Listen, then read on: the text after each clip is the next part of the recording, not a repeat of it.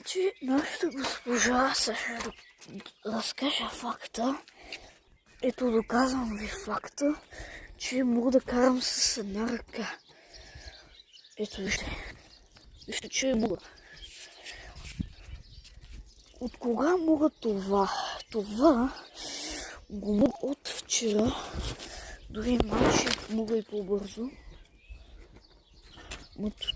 Понеже има локси, малко по-бавно.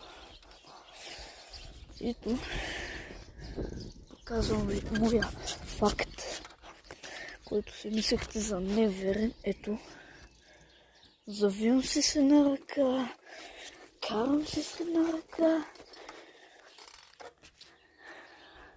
Са доброволни сте. Добре, да вече да ви разказвам факта. Всичко за нашата госпожа и да се предавам тръчениката.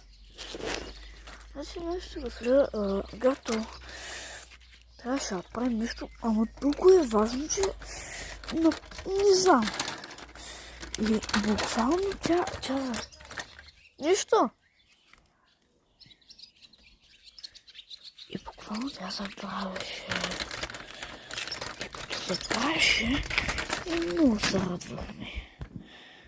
Ама имаше някои смотаняци, бърковци, дето викаха: госпожо, трябва да пише, трябва да правим това важно нещо, гони монтони. Аз нямам никакъв хубав клас. Той ще там тачи до година, ако работи в казанък, аз да отида там. Вече дал документ. Толкова. Там тача уча в казанък, за му и той сента да се макара. Да се макара на училище. И по принцип ще трябва към 6:30. Защото по принцип аз стана в 6. 6:30 сме готови. И в 6:30, до 6:30, 6 часа тръгнем.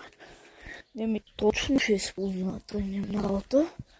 Казвам ви на тача какво прави да ходим на работа. Значи, сега ще ви разказвам в друго клипче. Сега.